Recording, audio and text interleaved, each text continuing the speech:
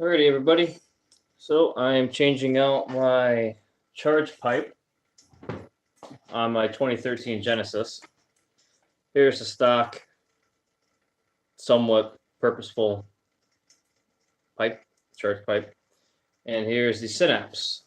Obviously, you can see that there are some differences. There is a flange for the blow-off valve, and then also you can see there's actually it's a little different for the I believe it should be the map sensor.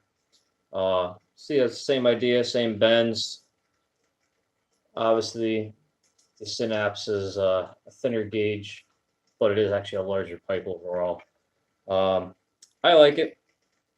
It's a nice powder coat. It took about 2 weeks, which I was not aware of when ordering the Synapse blow valve kit. It is made to order. It is all welded in house. I wish that where I ordered it in GC Tuner, they would have stated, "Hey, it's going to be about 2 weeks, 2 week lead time." Yeah, it is what it is. I got it. Finally got around to installing it. It's been about a month I've had it sitting in a box. So yeah, so I like it. Looks nice overall. Here's the car.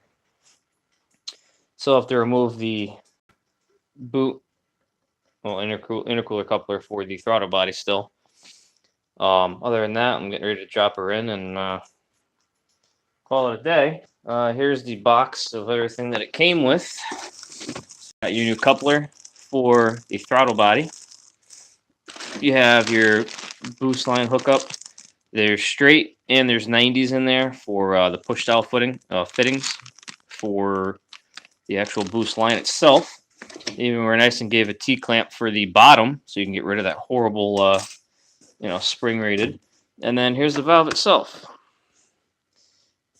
Overall, it's nice. I like it. It's it's got a little bit of weight to it, but apparently 1 to 2 pounds of boost. Supposedly, we'll get to see that once I actually upgrade to a more efficient boost gauge than what's stock. Because like everybody knows, that thing's 110% accurate. So yeah, pretty straightforward. The biggest thing I want to mention is you do not have to remove your bumper. I was not removing my bumper. It's cold. It is March 3rd, I believe. Yeah, March 3rd, 2019. It's 40 degrees out. Yeah, no, I'm not messing with cracked paint in any way, shape, or form. So I shall make a video of once it's running back up. And I mean, overall, the car is nice. I had a blacktop SR 240 S13. Minor stuff. I believe it was a built bottom end. Head wasn't built for some reason, I don't know. And that was probably about a good, solid, reliable 305 horse to the wheels. All these stock Jennies, I always say, if you don't, do some form of a tune, whether it's SFR or BTR, or unless you get a Haltech or whatever you want to do, you're stuck at the under 200 horse. It's like 176 rated, but supposedly it's supposed to be 226 or something like that, 2 and change. We'll see. I mean, I have the ISR race cap back on it. I have K&N Typhoon intake, and for a bit, I was running that little plate for the blow-off valve slash diverter valve, I should say, or recirc valve. That just makes a noise. That's about all it does. That's just the K&N Typhoon kit. Bought it used, $75.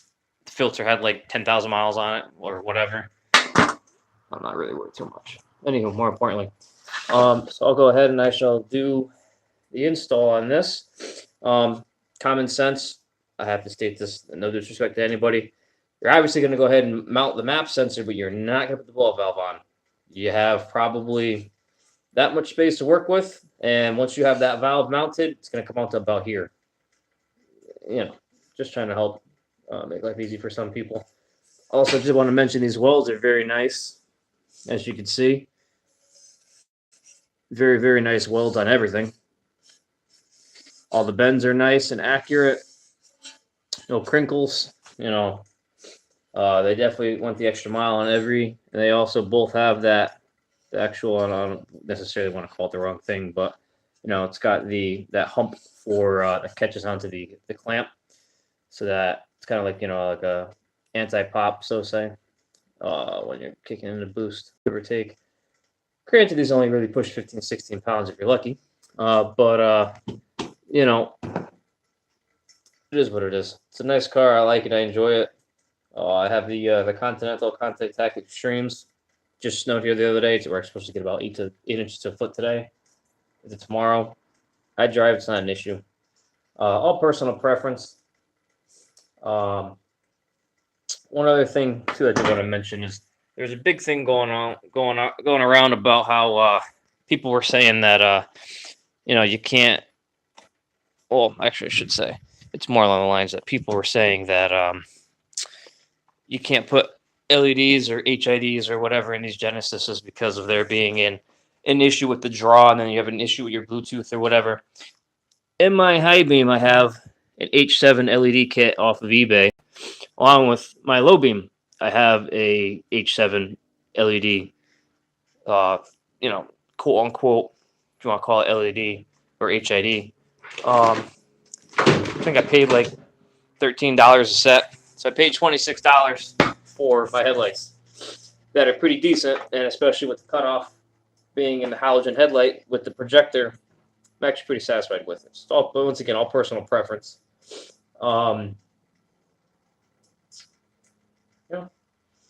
So I've been at this probably half hour, 45 minutes.